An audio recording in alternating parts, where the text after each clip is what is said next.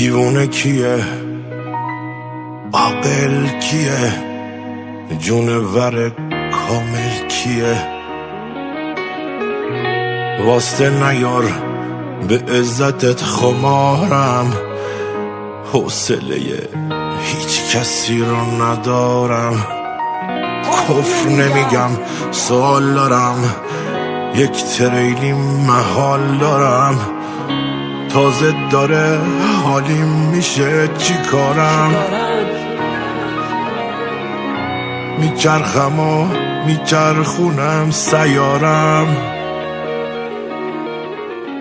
تازه دیدم حرف حسابت منم، طلای نابت منم. تازه دیدم که دل دارم بستمش، راه دیدم نرفته بود رفتمش. بود حالیش نبود هستمش. جواب زنده بودنم مرگ نبود، مردن من مردن یک برگ نبود. اون همه افسانه و افسون ولش، این دل پرخون ولش. دلهوره گم کردن گدار مارون ولش، تماشای پرنده ها بالای کارون ولش. خیابونا سوت زدنا شپ شپ بارون ولش. گفتی بیا زندگی خیلی زیباست دویدم. دیوونه کیه، عاقل کیه، جونور کامل کیه؟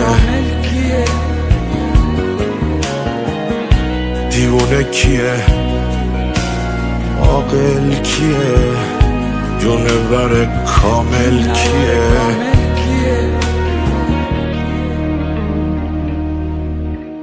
آوردی حیرونم کنی که چی بشه، نه والا ما تو پریشونم کنی که چی بشه، نه بلا پریشونت نبودم من، حیرونت نبودم. تازه داشتم میفهمیدم که فهم من چقدر کمه. اتم تو دنیای خودش حریف 100 تا رستمه. گفتی ببند چشماتو وقت رفتنه، انجیر میخواد دنیا بیاد آهن و فسفرش کمه. چشمای من آهن انجیر شدن، حلقه ای از حلقه زنجیر شدن. همو زنجیر با زنجیر تو بنازم، چشم منو انجیر تو بنازم. همو زنجیر با زنجیر تو بنازم، چشم منو انجیر تو بنازم.